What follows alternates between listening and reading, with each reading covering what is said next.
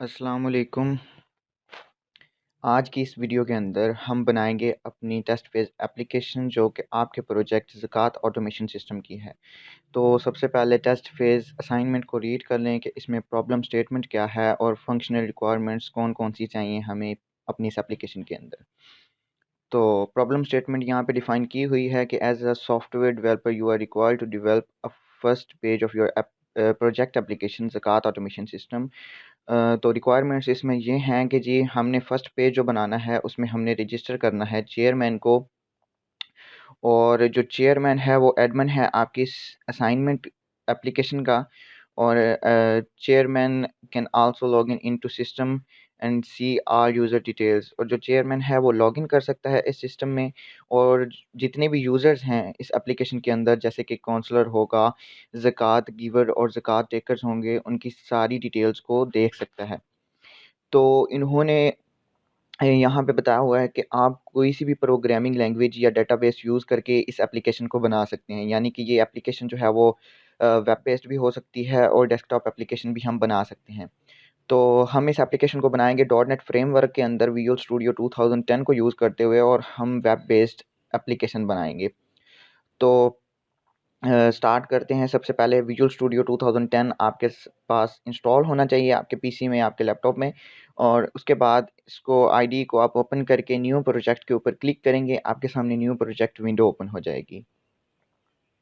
ये देखिए मेरे सामने न्यू प्रोजेक्ट विंडो ओपन हो गई है। तो यहाँ से मैं विजुअल सी शार्प टैब को सिलेक्ट करने के बाद वेब को सिलेक्ट करूँगा और ASP.NET एम्पटी वेब एप्लीकेशन। अब इस एप्लीकेशन को हम कोई सा भी नेम दे सकते हैं, जैसे कि मैं इसको रीनेम करके यहाँ पे लिख देता हूँ कि ये हम टेस्ट फेज़ एप्लीकेशन बना रहे हैं, तो मैं इसको नेम दे देता हूँ test phase application. Test phase application select करने के बाद रीनेम करने के बाद ओके के ऊपर क्लिक करूँगा, तो विजुअल स्टूडियो मेरे लिए कुछ नेसेसरी फाइल्स जो हैं वो जनरेट कर देगा ऑटोमेटिकली, जो कि मैं यहाँ पे सॉल्यूशन एक्सप्लोरर में देख सकता हूँ। तो अब चूँकि हमने ASP.NET empty web application select की थी, तो यहाँ पे हमारे पास जो सॉल्यूशन जनरेट हुआ है इसमें ना तो कोई डेटाबेस है और ना ही कोई वेब पेजेस हैं। तो यहाँ पर हम वेब फॉर्म्स खुद से ऐड करेंगे और डेटाबेस भी खुद से ही ऐड करेंगे। तो जो आपने प्रोजेक्ट का नेम रखा है, जैसे मैंने टेस्ट फेज़ एप्लीकेशन रखा है, तो आप इस प्रोजेक्ट के ऊपर राइट क्लिक करेंगे और ऐड पे जाएँगे। ऐड के बाद न्यू आइटम आप सेलेक्ट करेंगे, तो आपके सामने ये न्यू आइटम जो है add new item form open हो जाएगा। यहाँ से आपने वेब फॉर्म को सिलेक्ट करना है और इसको रीनेम करके डिफ़ॉल्ट रख दें या होम पेज, जो भी आप रखना चाहें, आप अपनी मर्ज़ी से इसको रीनेम करने के बाद ऐड के ऊपर क्लिक कर देंगे।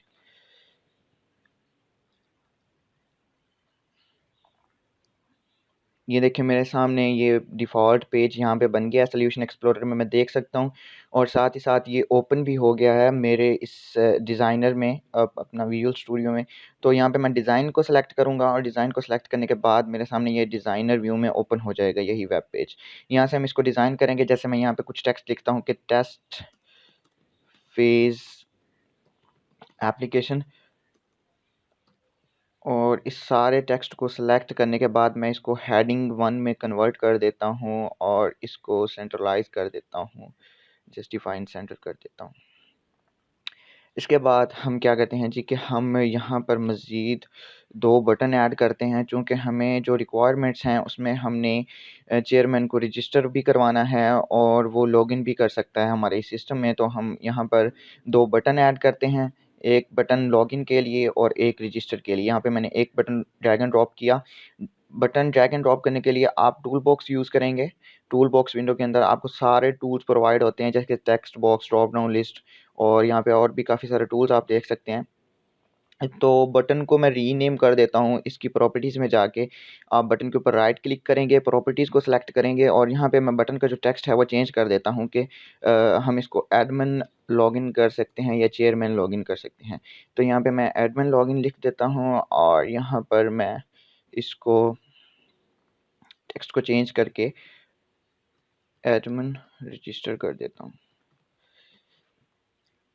टेक्स्ट चेंज करने के बाद साथ ही साथ हम इनके आईडी जो कि यूनिक होते हैं सभी के, जैसे कि आप विंडोज़ फॉर्म एप्लीकेशन डेवलप कर रहे हैं, तो उसमें जो बटन्स के एट्रीब्यूट या टूल बॉक्स के एट्रीब्यूट्स होते हैं, उसकी जो यूनिक नेम होता है, नेम एट्रीब्यूट होता है, वो हम कोडिंग के अंदर यूज़ करते हैं। इसी तरह वेब बेस्ड एप्लीकेशन के अंदर जो हम टूल्स यूज़ करते हैं उनकी जो यूनिक आईडी होती है, जो यूनिक नेम होता है, वो हम आईडी एट्रीब्यूट के ज़रिए हम उसको सेट करते हैं। तो यहाँ पे मैं बटन 2 की बजाय यहाँ पे मैं रजिस्टर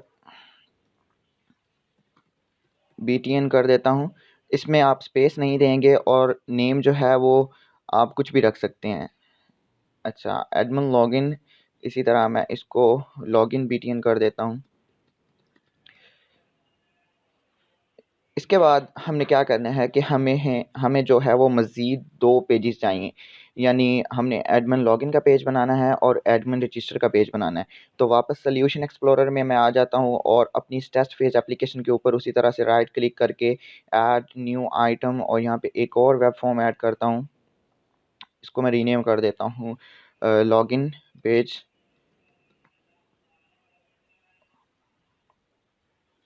और इसी तरह एक और पेज ऐड कर देते हैं हम यहाँ पे, add new item web form, और इसको मैं कर देता हूँ रजिस्टर पेज। ठीक है जी, अब हमने 2 पेजेस क्रिएट कर दिए हैं, लॉगिन का पेज बना दिया है और रजिस्टर का पेज बना दिया है। तो जो सबसे पहले लॉगिन का पेज है, हम इसको थोड़ा सा डिज़ाइन कर देते हैं। सबसे पहले हेडिंग दे देते हैं ऊपर कि हम इस पेज को बना क्यों रहे हैं। तो मैं यहाँ पे लिख देता हूँ कि एडमिन लॉगिन पेज, और इस सारे टेक्स्ट को सिलेक्ट करने के बाद मैं इसको हेडिंग 1 में कन्वर्ट करके जस्टिफाई इन सेंटर कर दूंगा, जैसे हमने डिफ़ॉल्ट पेज को किया था। और अब इसी तरह आप सेम ये टेक्स्ट यहाँ से कॉपी करके अपने रजिस्टर पेज के अंदर भी यूज़ कर सकते हैं। डिज़ाइनर में आएंगे और यहाँ पे बॉडी वाले जो टैग है, इस डिव टैग को सिलेक्ट करने के बाद यहाँ पे पुट करके आप इसको उसी तरह से फॉर्मेट कर देंगे हेडिंग 1 में चेंज करके जस्टिफाइंग सेंटर, और सिर्फ लॉगिन की जगह पे हम यहाँ पे रजिस्टर लिख देंगे।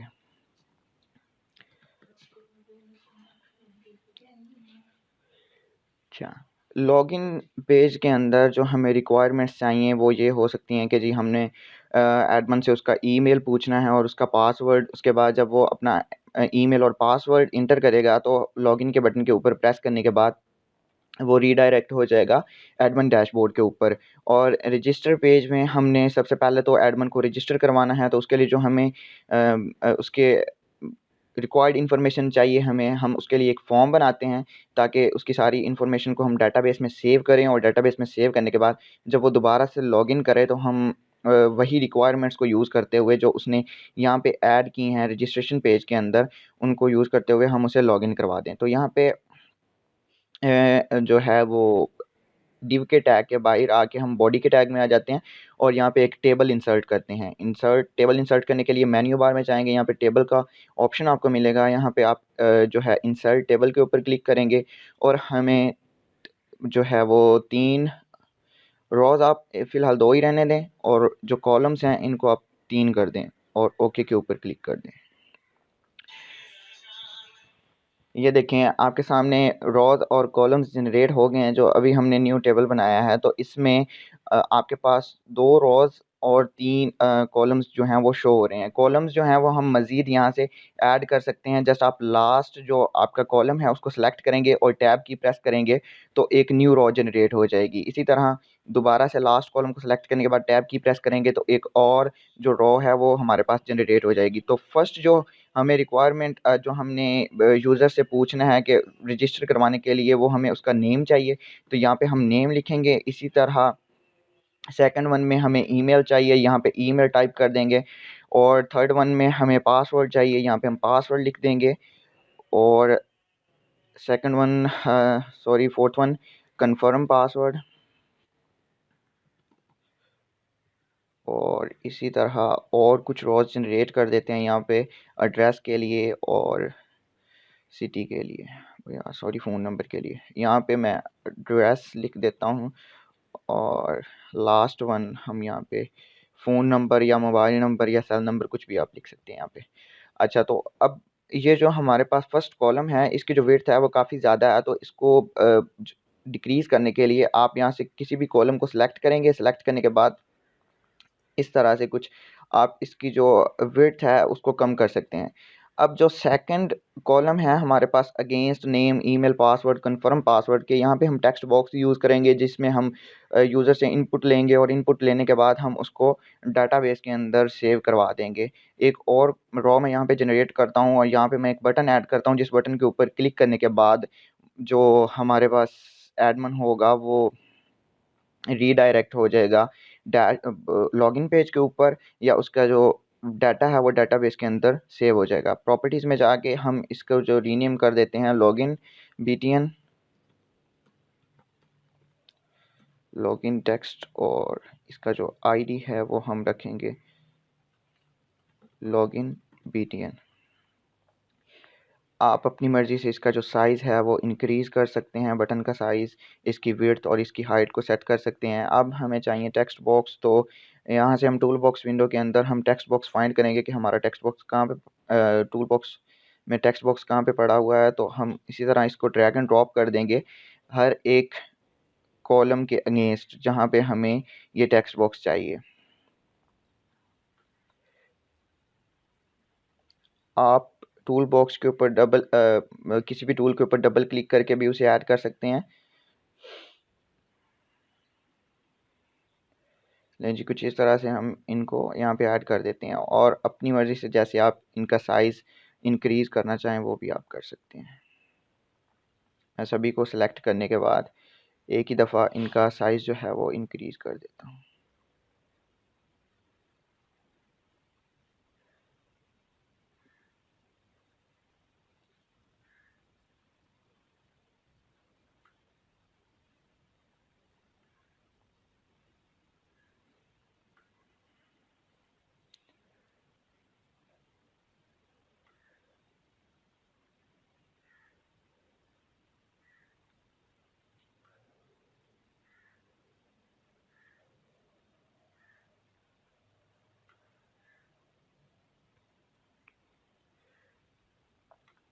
लें जी, हमने टेक्स्ट बॉक्स ऐड कर दिए और अब इसी तरह जैसे हमने बटन को रीनेम किया था, हम इन टेक्स्ट बॉक्स को भी रीनेम करेंगे और इनको एक यूनिक आईडी देंगे।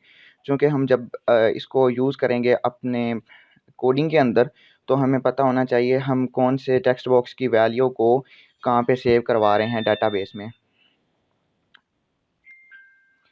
तो एक-एक करके हम सभी जो जितने भी हमारे पास टेक्स्ट बॉक्स हैं, इनको हम इनके जो आईडी हैं उनको चेंज कर देंगे। सबसे पहले मैं नेम वाले टेक्स्ट बॉक्स को सिलेक्ट करता हूँ और इसकी जो आईडी एट्रीब्यूट है, इसको मैं यहाँ पे टेक्स्ट बॉक्स नेम कर देता हूँ। और वापस इसी तरह ईमेल वाले टेक्स्ट बॉक्स को, ईमेल पासवर्ड वाले को पासवर्ड टेक्स्ट बॉक्स पासवर्ड कर देंगे हम यहाँ पे। और टेक्स्ट बॉक्स कंफर्म पासवर्ड,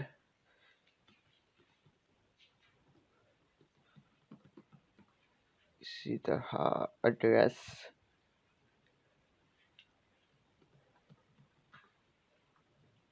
और लास्ट वन है हमारे पास फ़ोन नंबर। नहीं जी, जैसे हमने फर्स्ट कॉलम की जो विड्थ है उसको कम किया था, इसी तरह हाँ, आप जो सेकंड कॉलम है आपके पास उसकी जो विड्थ है उसको भी जो है मिनिमाइज़ कर दें, उसको भी कम कर दें। और जो थर्ड कॉलम है हमारे पास, यहाँ पर हम रिक्वायर्ड फील्ड वैलिडेटर्स को यूज़ करेंगे वैलिडेशंस कंट्रोल को ऐड करने के लिए। चूँकि हम चाहते हैं कि जब जो एडमिन है वो सॉरी, यहाँ पे लॉगिन की जगह हमने रजिस्टर बटन यूज़ करना था क्योंकि हम उसको रजिस्टर करवा रहे हैं। मिस्टेकनली टाइप हो गया था मुझसे, तो इसकी आईडी को भी चेंज कर देते हैं और रजिस्टर btn कर देते हैं।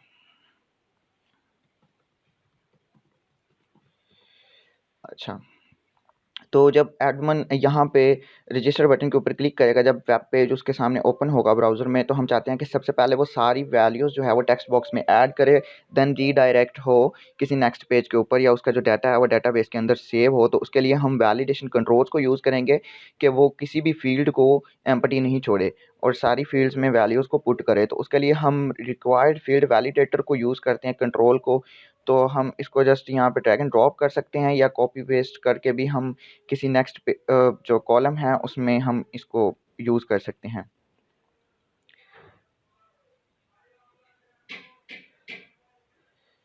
इसी तरह आप अब इन रिक्वायर्ड फील्ड वैलिडेटर्स को सबसे पहले हम टेक्स्ट बॉक्सेस के साथ अटैच करेंगे।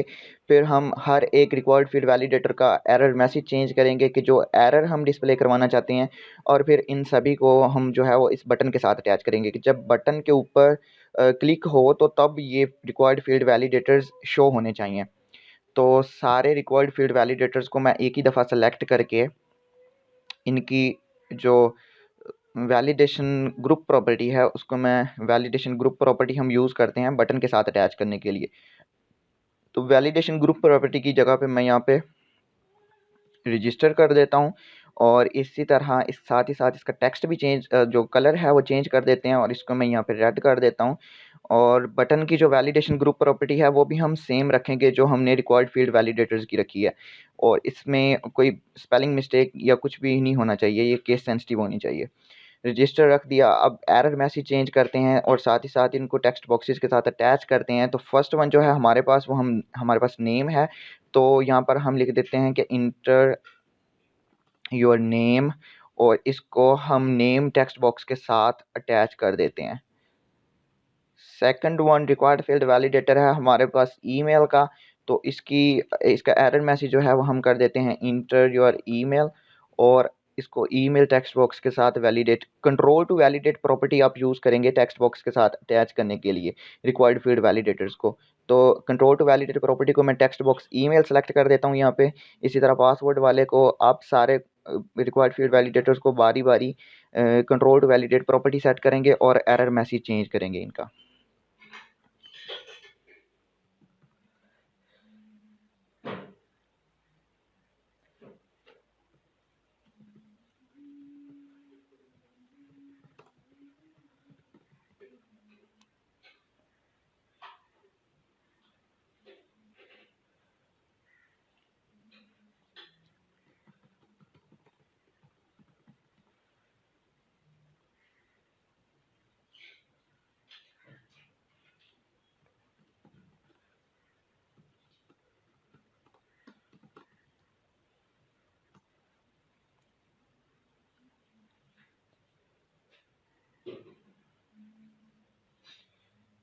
कन्फर्म पासवर्ड, इसी तरह एड्रेस वाले को हम यूज़ कर देते हैं control to validate text box address, और फ़ोन नंबर वाले को हम फ़ोन नंबर कर देते हैं।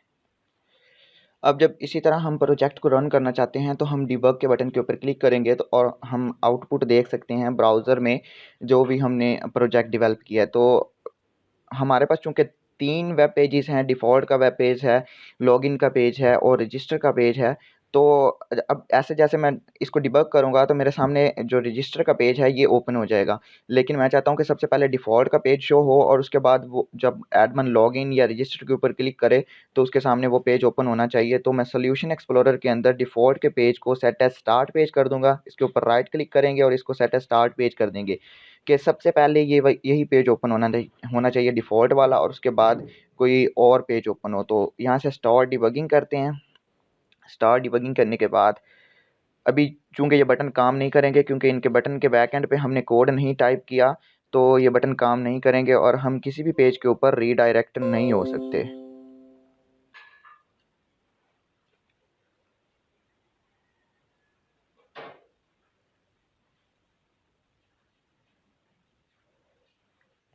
एडमिन लॉगिन और एडमिन रजिस्टर, लेकिन ये बटन काम नहीं करेंगे चूँकि हमने इन बटन्स के बैक एंड पे अभी कोड जो है वो टाइप नहीं किया। तो यहाँ पे मैं यूआरएल एड्रेस के अंदर मैं यहाँ पे टाइप कर देता हूँ, आई थिंक हमने जो नेम रखा था वो रजिस्टर पेज था। तो मैं इसको रिफ़्रेश करता हूँ तो ये देखें रजिस्टर पेज मेरे सामने ओपन हो गया। जैसे ही मैं रजिस्टर बटन के ऊपर क्लिक करूँगा तो मुझे ये सारे के सारे मैसेज डिस्प्ले हो जाएँगे। जो हमने रिक्वायर्ड फ़ील्ड वैलिडेटर्स यूज़ किए हैं वो यहाँ पर सारे डिस्प्ले हो जाएँगे। और अब एक काम हमने और करना है कि जो पासवर्ड है वो जैसे ही यूज़र यहाँ पे टाइप करे तो उसे शो नहीं होना चाहिए, ये डॉट्स में कन्वर्ट हो जाना चाहिए क्योंकि पासवर्ड हम डिस्प्ले नहीं करवाना चाहते।